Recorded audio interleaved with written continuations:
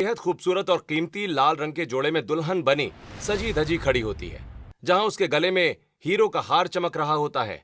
वहीं बंगले के दोनों तरफ नौकरों की एक लंबी कतार लगी होती है। तभी जैसे ही किरण आगे कदम बढ़ाती है, वो सब उसके ऊपर फूलों की बारिश करने लगते हैं। आखिर मेरी शादी एक करोड़पति घर में हो ही गई। मैं अपनी गरीबी से हमेशा के लिए बाहर निकल ही गई। अब मेरी जिंदगी में सिर्फ आराम और खुशियां होंगी। किरण अपनी इस खूबसूरत ख्याली दुनिया में खोई हुई मुस्कुरा रही होती है कि तभी अचानक पीछे से उसकी सहेली कंगना किरण के सिर पर एक थप्पड़ लगाते हुए, क्या हुआ, कहाँ खो गई तूने मेरा इतना खूबसूरत सपना एक पल में खराब कर दिया। तो फिर से अपनी उसी पुरानी ख्याली दुनिया में खो गई। तेरी आदत कभी नहीं छूटेगी। अरे भाई, हम यहाँ इस अमीर घर की शादी में बर्तन धोने आए हैं। सपने देखना बंद कर और जल्दी जल्दी बर्तन धो। जिसके बाद दोनों लड़कियां मिलकर बड़े बड़े बर्तन धोने लगती हैं और फिर काम खत्म कर किरण अपने घर की तरफ पैदल निकल पड़ती है। वहीं घर पहुंचते ही किरण को देखते ही माधवी, आ गई बेटा तू? हाँ माँ, मैं आ गई हूँ। तेरे पिताजी भी बाजार से फूल बेच कर आते ही होंगे।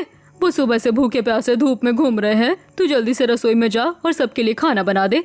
ठीक है माँ, मैं खाना बना लेती हूँ। आप चिंता मत करो, मैं पिताजी के आने से पहले ही खाना तैयार करके रख दूंगी। इतना कहकर किरण रसोई में जाकर खाना बनाने लगती है, जहां खाना बनाते वक्त उसे बेहद गर्मी लग रही होती है।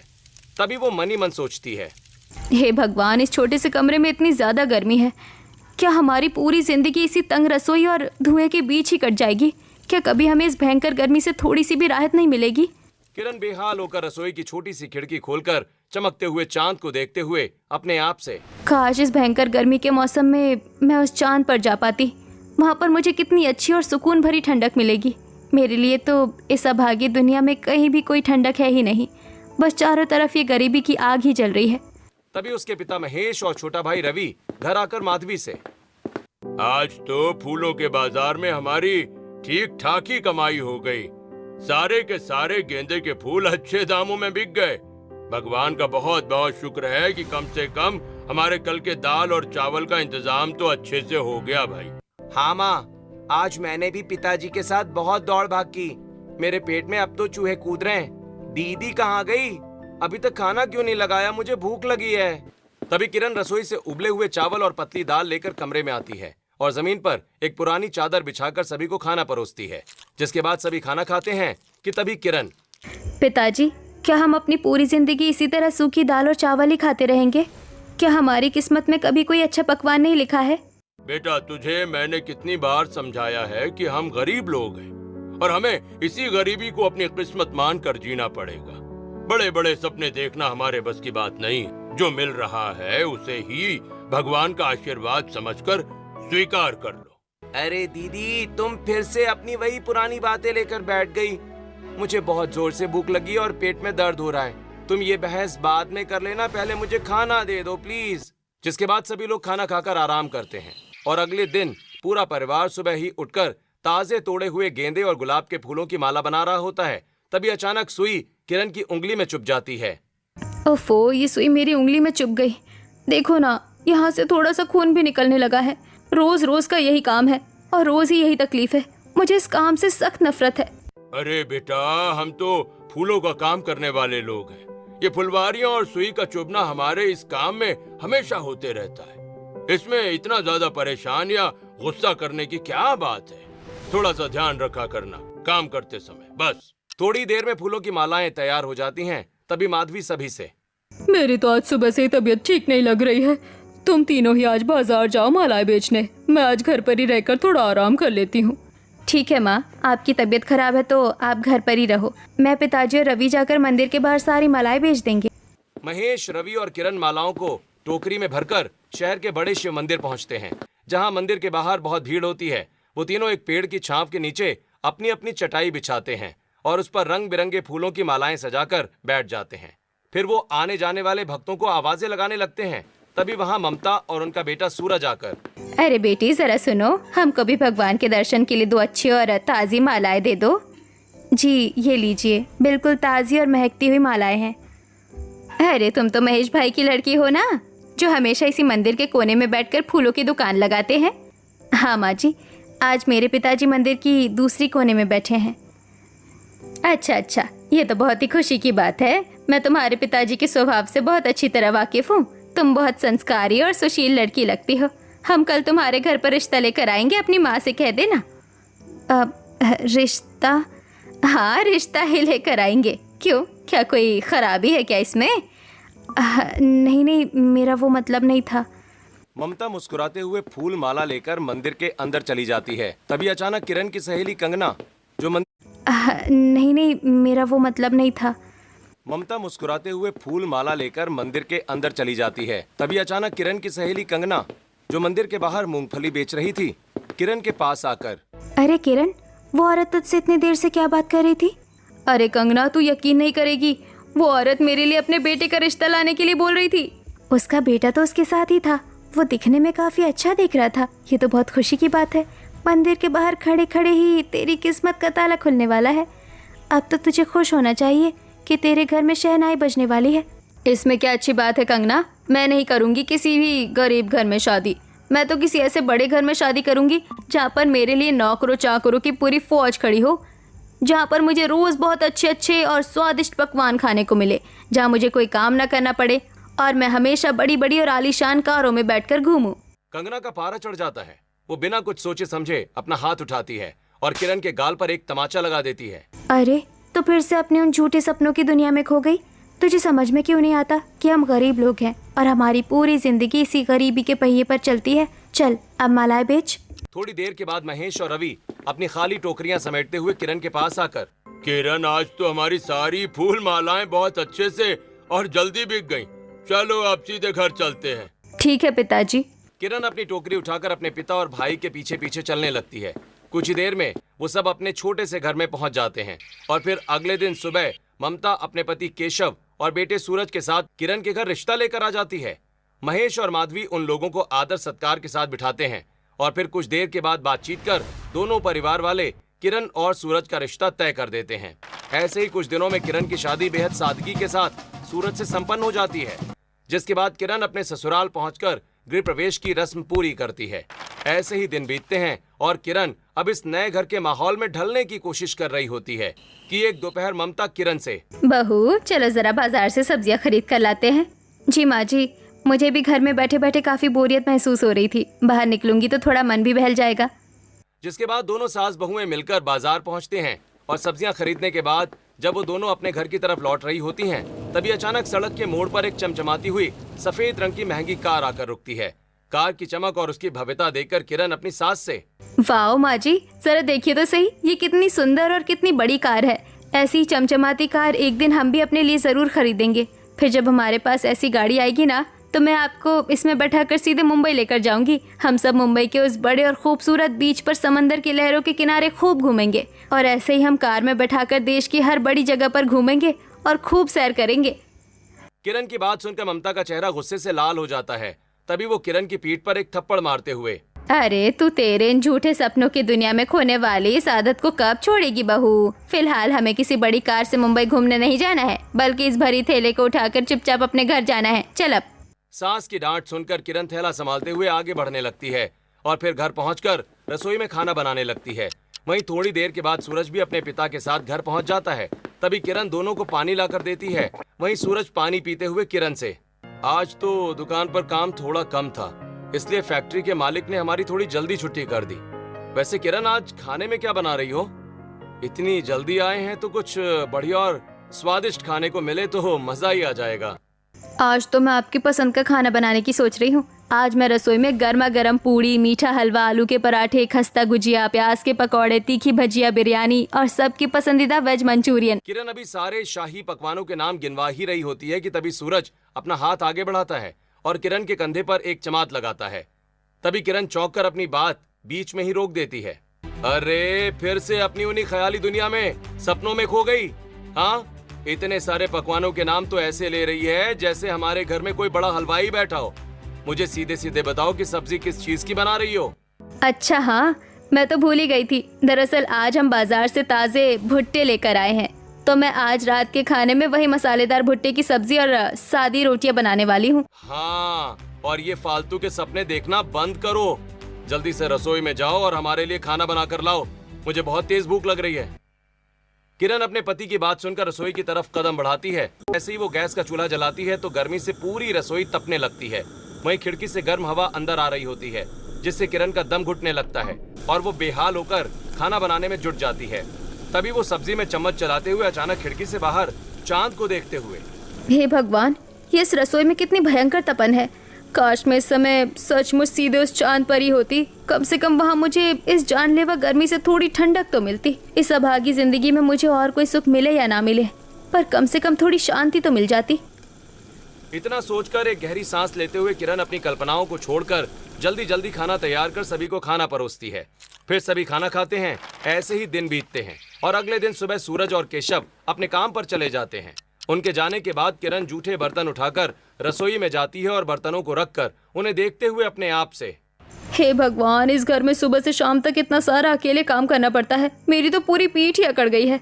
इतने सारे भारी बर्तनों को मैं अभी नहीं धो सकती। मैं इन्हें थोड़ा रुककर आराम से धोऊंगी। पहले जरा कमरे में जाकर आराम कर लेती हूँ। इतना सोचकर किरण कमरे में जाकर आराम करने लगती है। तभी उसकी सास हाथ में कीर्तन की एक छोटी मंजीरा लेकर कमरे में आकर, बहू, मैं पड़ोस वाली करुणा और वरुणा के साथ कीर्तन में जा रही हूँ। लौटने में मुझे शाम हो जाएगी। तुम घर पर ही रहना और शाम की चाय का इंतजाम देख लेना। ठीक है माँ जी, आप बिल्कुल आराम से कीर्तन में जाइए। जिसके बाद ममता मुस्कुराते हुए चली जाती है। वहीं किरण राहत की सांस लेते हुए अपने बिस्तर पर लेटकर अपनी आंखें बंद कर लेती है। तभी अचानक बाहर सड़क से लाउडस्पीकर पर किसी की मुनादी की आवाजें गूंजने लगती हैं। ये सुनकर किरण अपने आप से, ये अचानक गली में किस चीज की इतनी तेज आवाजें आ रही हैं? बाहर चलकर देख लेती हूँ। किरण घर के बाहर सड़क पर आकर देखती है कि सड़क पर पूरी कॉलोनी के लोग इकट्ठा हो चुके हैं। वहीं बीच में एक सरकारी गाड़ी खड़ी है, जिसके ऊपर एक बड़ा सा लाउडस्पीकर लगा है। गाड़ी के पास खड़ा एक आदमी हाथ में पैम्फलेट लिए जोर जोर से चिल्ला चिल्लाकर घोषणा करते हुए, सुनो सुनो सुनो, कॉलोनी वालों सुनो, सरकार अब सीधे चांद पर साधारण और मेहनती लोगों को भेजकर वहां खेती करवाना चाहती है। इसके लिए सरकार ने एक बहुत बड़ा कंपटीशन रखा है, जो कि हमारे शहर के प्लेग्राउंड में आयोजित किया गया है। यदि आप लोग भी चांद पर जाने में इंटरेस्टेड हैं, तो कल सुबह वहां समय पर आ जाना। जिसे सरकार उस काम के लायक उसे ही अपने खर्चे पर चांद पर भेजेगी। अरे भैया सुनिए जरा, एक पैम्फलेट मुझे भी दीजिए ना। मुझे इस बारे में पूरी जानकारी चाहिए। वो आदमी किरण को एक पैम्फलेट थमा देता है। किरण उस पैम्फलेट को लेकर अपने घर आ जाती है। थोड़ी देर के बाद ममता घर आती है और किचन में आकर जूठे बर्तनों को देखकर गुस्सा करते हुए किरण के कमरे में आकर किरण से, अरे बहू, मैंने तुमसे कहा था ना कि काम खत्म कर लेना, पर तू तो हाथ में कोई रंगीन कागज लिए मुस्कुरा रही हो। ये क्या बदतमीजी है? अरे माँ जी, आप इस समय उस बर्तनों की बात को छोड़ो और मेरे पास आकर बैठो। मैं आपको एक ऐसी बड़ी खबर बताने वाली हूँ जिसे सुनकर आपके पैरों तले से जमीन ही खिसक जाएगी। आप बस यहाँ बैठिए तो सही। ममता हैरान होकर पलंग पर बैठती है कि तभी सूरज और केशव दोनों घर वापस लौट आते हैं। वो दोनों सास बहू को इस तरह चर्चा में मशगूल देखकर थोड़े अचरज में पड़ जाते हैं। अरे आज क्या बात है? तुम दोनों सास बहू के बीच कोई बहुत खास बातें हो रही हैं क्या? जरा हमें भी तो पता चले कि क्या खिचड़ी पक रही है तुम दोनों के बीच। हाँ पिताजी, हाँ सूरज, बहुत ही ज्यादा खास बातें हो रही है। जरा देखो इस संस्कारी पैम्फलेट को। इसमें लिखा है कि सरकार आम लोगों को सब्सिडी के जरिए सीधे चांद पर भेजने की बात कर रही है। वहाँ खेती करवानी है और मुझे पूरा अटूट विश्वास है कि इस कंपटीशन में हम ही चुने जाएंगे। अरे तेरा दिमाग खराब हो गया है क्या बहू? हम हाड़ मास के सीधे साधे इंसान भला उस चांद पर जाएंगे? हम पृथ्वी पर तो अपनी इस गरीबी में अच्छे से रह नहीं पा रहे हैं और तू हमें चांद पर ले जाने की बात कर रही है? माँ जी, आप ऐसा क्यों कह रही हैं? क्यों नहीं जा सकते हम भला? आखिर कोई ना कोई इंसान तो वहाँ जाएगा ही ना। तो क्यों ना वो इंसान हम ही बन जाए। हम ही चलते हैं ना वहाँ। प्लीज मान जाओ ना माँ जी। पिताजी, माँ, आप लोग शांत हो जाइए। इसकी तो सपनों की दुनिया में जीने की पुरानी आदत है। जब से शादी हुई है ये बस चांद के ही सपने देखती रहती है। अब जब इसकी इतनी बड़ी तमन्ना है तो फिर चलो एक बार चलकर देख लेते हैं कि वहाँ की क्या प्रोसेस है। अगले दिन सुबह किरण अपने सास ससुर और पति के साथ प्ले ग्राउंड में पहुंचती है, जहां पूरा मैदान लोगों की भीड़ से खचाखच भरा होता है। वहीं मैदान के चारों तरफ बड़े बड़े सरकारी तंबू लगे होते हैं। वहीं किरण, सूरज, ममता और केशव भी भीड़ में खड़े होकर अपनी बारी का इंतजार कर रहे होते हैं। उनके ठीक आगे कॉलोनी की दो औरतें करुणा और वरुणा खड़ी होकर आपस में फुसफुसाते हुए, अरे अरे बहन करुणा, जरा सामने तो देखो, इतना बड़ा और जानलेवा खतरा भला कौन अपने सिर पर लेगा। मुझे तो इस पूरे खेल को देखकर ही बहुत डर लग रहा है। मैं तो इस भयानक कंपटीशन में अपना हाथ बिल्कुल भी नहीं डालूंगी। अपनी जान प्यारी है मुझे। हाँ बहन करुणा, तुम बिल्कुल सच कह रही हो। जो भी जानलेवा चीज में अपना हाथ डालेगा वही सीधे चांद पर जाएगा। पर यहाँ तो सबकी हालत पोतली हो रही है। देखते हैं कि ऐसा कौन सा पागल है जो इसमें अपना हाथ डालता है। तभी सरकारी अधिकारी की आवाज लगाते ही किरण की पूरी फैमिली भीड़ को चीरते हुए सबसे आगे आकर खड़ी हो जाती है। उनके ठीक सामने एक बहुत बड़ा और पारदर्शी कांच का जार रखा हुआ है और उस जार के अंदर काले और जहरीले सांप, बड़े बड़े बिच्छू और कई खतरनाक कीड़े रेंग रहे होते हैं। उन्हें देखकर ही पूरी भीड़ पीछे हट जाती है। तभी सामने स्टेज पर ऑफिसर माइक पर, जो भी साहसी व्यक्ति जहरीले जीवों से भरे जार के अंदर बिना डरे अपना हाथ डालेगा और नीचे रखा हुआ सिक्का बाहर निकालेगा, उसी को, उसकी पूरी फैमिली को हम सरकारी खर्चे पर चांद पर भेजेंगे। तो बताइए भाई, कौन है आप में से सबसे हिम्मत वाला? मैं डालूंगी। मुझे चांद पर जाना है और मैं इस जार के अंदर अपना हाथ डालने के लिए पूरी तरह से तैयार हूँ। किरण जैसे ही आगे बढ़ती है, सूरज उसका हाथ पकड़कर रोकते हुए, अरे किरण, तुम्हारा दिमाग खराब हो गया है? हाँ, तुम पागल हो गई हो क्या? वो सांप और बिच्छू बहुत ज्यादा जहरीले हो सकते हैं। अगर उन्होंने तुम्हें डस लिया तो तुम्हारी जान भी जा सकती है। पीछे हटो, अभी क्या भी हटो। ऐसा बिल्कुल नहीं हो सकता सूरज। अगर सरकार हमें स्पेसशिप के जरिए चांद पर भेजना चाहते हैं तो वो हमें यहाँ मारना थोड़ी चाहेंगे। वो तो सिर्फ हमारी हिम्मत और हौसले को चेक कर रहे हैं। आप मेरा हाथ छोड़िए। किरण एक झटके से सूरज की पकड़ से अपना हाथ छुड़ाकर बिना एक पल भी सोचे अपना पूरा हाथ उन सांप। तो वो हमें यहाँ मारना थोड़ी चाहेंगे। वो तो सिर्फ हमारी हिम्मत और हौसले को चेक कर रहे हैं। आप मेरा हाथ छोड़िए। किरण एक झटके से सूरज की पकड़ से अपना हाथ छुड़ाकर बिना एक पल भी सोचे अपना पूरा हाथ उन सांपों से भरे कांच के जार के अंदर गहराई तक डाल देती है। पूरी भीड़ डर के मारे अपनी आंखें बंद कर लेती है। तो वहीं किरण जार के तल से सिक्का निकालकर अपना हाथ सुरक्षित बाहर खींच लेती है। सांप और बिच्छू उसे कुछ नहीं करते। तभी ऑफिसर ताली बजाते हुए आगे आते हुए, अद्भुत, अविश्वसनीय, देवी जी, आप में सचमुच बहुत ज्यादा हिम्मत है और आपकी ये बहादुरी तारीफ के काबिल है। बस हम यही हिम्मत ही चेक कर रहे थे।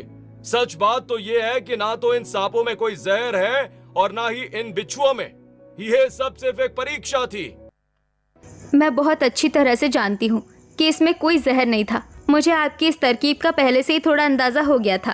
क्या आपको पहले से ही पता था? आप तो सचमुच बहुत चालाक और तेज दिमाग वाली महिला हैं भाई। ठीक है, अब आप हमें हमारे मिशन के बारे में बताइए। ऑफिसर उन्हें सारी बातें समझाता है। सारी बातें सुनकर वो लोग खुशी खुशी घर लौट आते हैं और फिर अगले दिन ऑफिसर उन्हें एक सरकारी आधुनिक लैब के अंदर ले जाते हैं, जहां कुछ वर्कर मिलकर उन्हें सफेद रंग के भारी स्पेस सूट पहनाते हैं। फिर उन्हें एक ग्राउंड में लेकर आते हैं, जहां उनके ठीक सामने एक विशाल और चमचमाती हुई स्पेसशिप खड़ी होती है। तभी ऑफिसर अपनी टीम के साथ कुछ फाइलें लिए उनके पास आते हैं। ठीक है, आप चारों तैयार हैं ना? तो अब बिना देर किए स्पेसशिप के अंदर बैठिए। हमने आपकी सहूलियत के लिए इसमें जरूरत की सारी चीजें, जैसे विशेष डोम, फोल्डिंग घर, हरी सब्जियों के बीज, पानी, जैविक खाद और सोलर पैनल से चलने वाले उपकरण रख दिए हैं। हाँ जी साहब, पर हमें वहां जाकर वास्तव में करना क्या होगा? हम तो साधारण लोग हैं। वहां अंतरिक्ष में हमारे लिए सब कुछ नया होगा।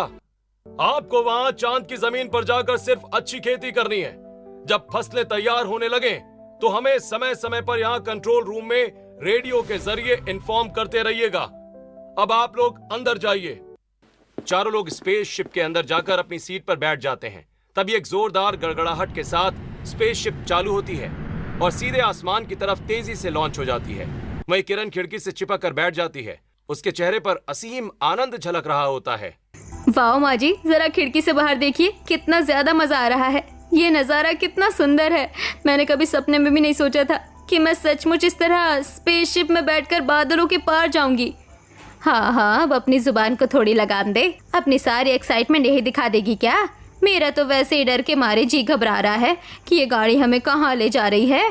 सच कह रही हो, इसको तो एक्साइटमेंट है और मुझे तो यहाँ बैठे बैठे अंदर से बहुत तेज डर लग रहा है। पता नहीं उस अनजान चांद पर हमारे साथ क्या होगा भाई। कुछ नहीं होगा पिताजी, आप बिल्कुल चिंता मत कीजिए। जब तक आपकी ये बहादुर बहू आपके साथ है, आपको डरने की जरूरत नहीं है। मैं तो हूँ ना वहाँ सब कुछ संभालने के लिए। हाँ, तू ही तो है। सच तो ये है कि तू ही हमें अपनी इन बड़ी बड़ी बातों से एक दिन पूरी तरह डुबाएगी। तेरी वजह से ही हम आज इस मुसीबत में फंसे हैं। तभी स्पेसशिप की गति धीमी हो जाती है और वो चांद की सफेद सतह पर सुरक्षित लैंड कर जाती है।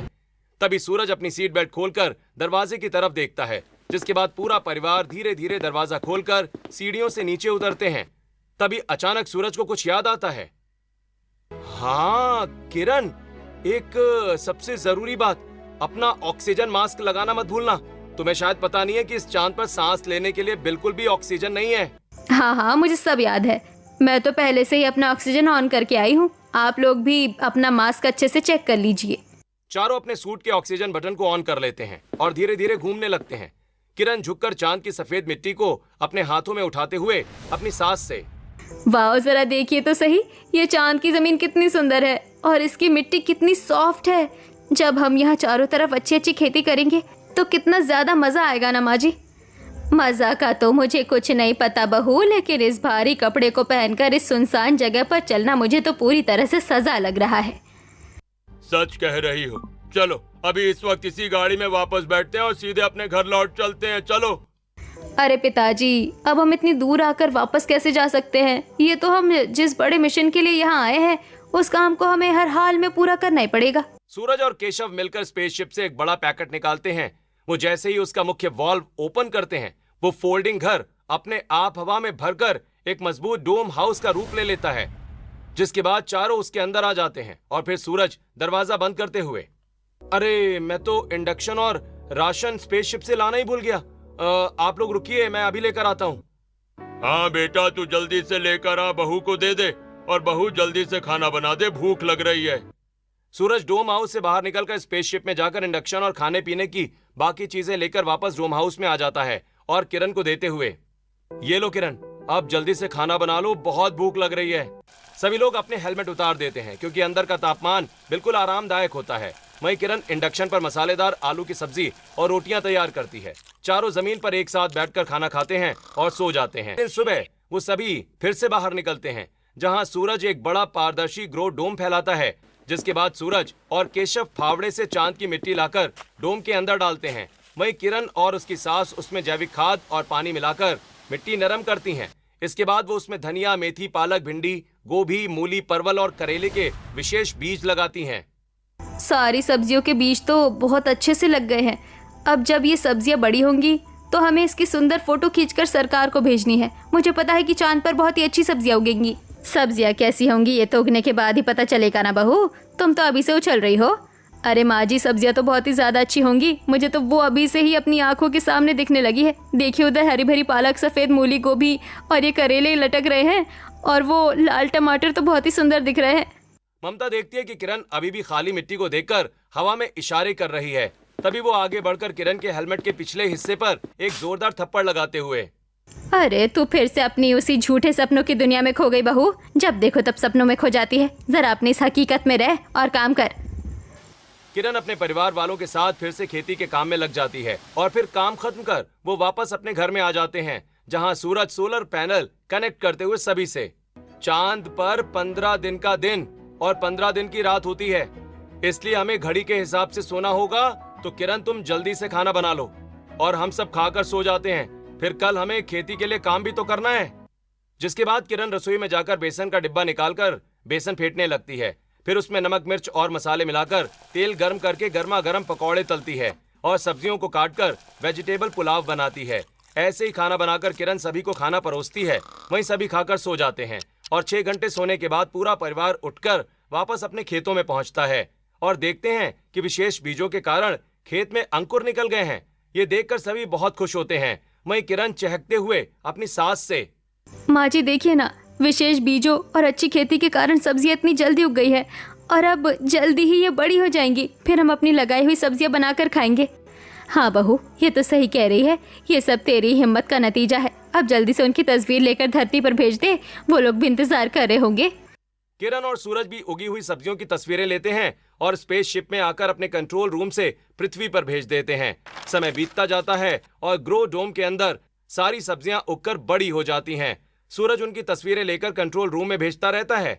ऐसे ही एक दिन किरण ताजी सब्जियां तोड़कर लाती है और उन्हें तोड़कर खाना बनाते हुए, माँ जी देखिए ना, ये सब्जियाँ कितनी ताज़ी लग रही हैं। आज खाना बहुत स्वादिष्ट बनेगा। हाँ बहू, तू सच कह रही है। चांद पर की गई खेती की बात ही अलग है और यहाँ की सब्जियाँ तो बड़ी स्वादिष्ट हैं। इस चांद पर रहते रहते मुझे इस जगह से बहुत प्यार हो गया है। मुझे तो अब ऐसा लग रहा है कि मैं हमेशा के लिए इसी चांद पर ही रह जाऊं। मेरा वापस जाने का मन ही नहीं कर रहा है। हाँ हाँ, तेरी चले तो तू यहीं रह जाए, लेकिन हमें हमेशा के लिए यहाँ नहीं रहना है। अब जल्दी से खाना बना और हमें भूख लगी है। हाँ माँ जी, बस अभी बना कर लाई। किरण जल्दी जल्दी खाना बनाती है और सभी लोगों को परोसती है। सभी लोग खाना खाकर फिर से आराम करते हैं और फिर अगले दिन सभी अपने खेतों में सब्जियों को पानी दे रहे थे कि तभी अचानक सूरज को कुछ याद आता है और वो सभी से, अरे मैं तो भूल ही गया था कि स्पेसशिप में टेलीस्कोप रखा है।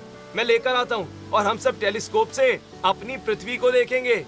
सूरज स्पेसशिप के अंदर जाता है, टेलीस्कोप लेकर बाहर आता है, जिससे सभी लोग पृथ्वी को देखते हैं जो बहुत ही खूबसूरत दिखती है।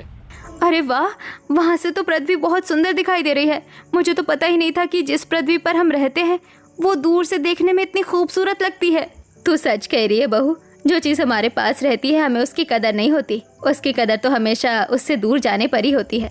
सभी लोग काफी देर तक टेलीस्कोप से पृथ्वी को देखते रहते हैं। फिर सूरज सभी से, चलो भाई, अब हम सभी चांद के बाकी हिस्सों पर भी घूम लेते हैं। अब तो हमारी सब्जियां भी बड़ी हो गई हैं, आखिर हमें वापस भी तो जाना है। हाँ हाँ, चलो हम चलते हैं। वो लोग घूमते हुए थोड़ी दूर निकल जाते हैं। तभी सामने बड़े बड़े गड्ढों को देखकर किरण, हाय दैया, ये इतने बड़े बड़े गड्ढे क्यों हैं चांद पर? देखो, चांद पर जो ये बड़े बड़े गड्ढे दिखाई दे रहे हैं ना, इन्हें क्रेटर कहते हैं। करोड़ों साल पहले जब तेज रफ्तार उल्कापिंड चांद से टकराए थे, तब ये गड्ढे बने थे। क्योंकि चांद पर हवा और बारिश नहीं होती, इसलिए ये निशान आज भी वैसे ही सुरक्षित हैं। इन्हें देखकर हम चांद के पुराने इतिहास के बारे में बहुत कुछ जान सकते हैं। वो लोग ये देखकर बहुत खुश होते हैं और थोड़ा और आगे बढ़ते हैं। तभी अचानक किरण हल्की सी छलांग लगाती है तो वो पृथ्वी की तुलना में कई गुना ऊंचे हवा में उछल जाती है। ये देखकर सभी हैरान रह जाते हैं, जिसे देखकर सूरज सभी को समझाते हुए, देखिए, चांद पर गुरुत्वाकर्षण बल बहुत कम होता है, इसलिए यहाँ इंसान आसानी से ऊंची ऊंची छलांग लगा सकता है। अच्छा, ऐसी बात है। ये मौका जिंदगी में बार बार नहीं मिलेगा। चलिए जी, हम लोग भी चलते हैं। हाँ माँ जी, पिताजी देखिए, ऐसे जंप लगाइए, बहुत मजा आ रहा है। आप भी कीजिए। परिवार के सभी लोग खुशी खुशी उछलते कूदते हुए चांद की सैर का आनंद लेने लगते हैं और फिर कुछ देर के बाद वो चांद की ऊंची ऊंची पहाड़ियों के पास पहुंचकर चारों ओर फैली विशाल चट्टानें और ऊबड़ खाबड़ पहाड़ियों को देखकर सभी आश्चर्यचकित रह जाते हैं। तभी किरण सूरज से, सूरज, ये पहाड़ियाँ तो बहुत अलग दिख रही है। क्या ये भी पृथ्वी के पहाड़ों की तरह बनी है? नहीं किरण, चांद की ज्यादातर पहाड़ियां पृथ्वी के पहाड़ों जैसी नहीं हैं। करोड़ों साल पहले जब बहुत बड़े उल्कापिंड चांद से टकराए थे ना, तब जमीन ऊपर उठ गई और कई जगह विशाल पहाड़ियां बन गईं। कुछ पहाड़ियां पुराने ज्वालामुखी और भूगर्भीय बदलावों की वजह से भी बनी हैं। अरे वाह ममता, ये पहाड़ियाँ चांद के पुराने इतिहास की निशानी है। हाँ ममता, सचमुच प्रकृति ने कितने अनोखे तरीके से चांद को आकार दिया है। बिल्कुल पिताजी, इन पहाड़ियों को देखकर वैज्ञानिक ये समझते हैं कि चांद पर करोड़ों साल पहले कैसी घटनाएं हुई थीं और उसका निर्माण कैसे हुआ। आज तो ऐसा लग रहा है जैसे हम किसी दूसरी ही दुनिया की सैर कर रहे हैं। हाँ, और हर जगह कोई ना कोई नई बात सीखने को मिल रही है। घूम फिरकर वो लोग फिर से अपने खेतों की तरफ वापस आ जाते हैं। तभी अचानक चांद का वो डोम हाउस और सब्जियां गायब होने लगती हैं। उसे देखकर किरण परेशान होते हुए अपनी सास से, माँ जी, ये क्या हो रहा है? ये सब कुछ गायब कैसे हो रहा है? अरे बहू, उठ जा, जाकर बर्तन धो ले। कितना सोएगी? तेरे ससुर जी और तेरे पति आने वाले होंगे। माँ जी, आप ऐसा क्यों बोल रही है कि उठ जाओ? मैं तो जागी हुई थी। चांद पर आकर आप उल्टी सीधी बातें कैसे करने लगी? कहाँ जागी हुई है तू? सो रही है। जल्दी उठ और जाके बर्तन धो। किरण हड़बड़ाकर उठकर बैठ जाती है और अपनी आंखें मलकर देखती है कि उसने कोई स्पेस सूट नहीं बल्कि वही पुरानी साड़ी पहनी है। उसे एहसास होता है कि ये सब सिर्फ एक दोपहर का सपना था। हाँ माँ जी, इसका मतलब है कि हम सब चांद पर नहीं गए, हम तो यही हैं। फिर तो सपनों में खो गई। चल जा बर्तन धो, हम चांद पर नहीं गए। किरण रसोई में जाकर बर्तन धोती है, जिसके बाद वो चाय चढ़ाती है। तभी सूरज और केशव काम से वापस आ जाते हैं। सूरज के हाथ में अखबार के पन्ने में लिपटे समोसे होते हैं। लो किरण, आज मैं तुम्हारे लिए गर्मा गर्म समोसे लेकर आया हूँ। किरण समोसे लेकर रसोई में जाती है और प्लेट में निकालती है तो उसकी नजर अचानक उस अखबार के रद्दी पन्ने पर पड़ती है। उस पर बड़ा सा सरकारी विज्ञापन छपा है। वो उसे पढ़ते हुए, स्पेसशिप में कुछ लोगों को सरकार चांद पर खेती के लिए भेजना चाहती है। जो भी इंटरेस्टेड हो वो कल सुबह प्लेग्राउंड में इंटरव्यू के लिए आ सकते हैं। और सभी लोगों को हुए हॉल में आती है और सभी लोगों को वो अखबार दिखाते हुए, देखिए, स्पेसशिप में जाने के लिए ये सरकार का विज्ञापन है, हम जरूर जाएंगे। ये बहुत कठिन प्रोसेस है किरण, हमारे बस की बात नहीं है। कोई बात नहीं, हम फिर भी जाएंगे। ओहो, मैंने तो सपने में भी नहीं सोचा था कि मेरा सपना इतनी जल्दी पूरा होने की राह पर आ जाएगा। किरण खुशी से उस पन्ने को अपने सीने से चिपका लेती है जहां उसकी आंखों में दृढ़ संकल्प दिखता है। वहीं सब उसे हैरानी से देखते रह जाते हैं।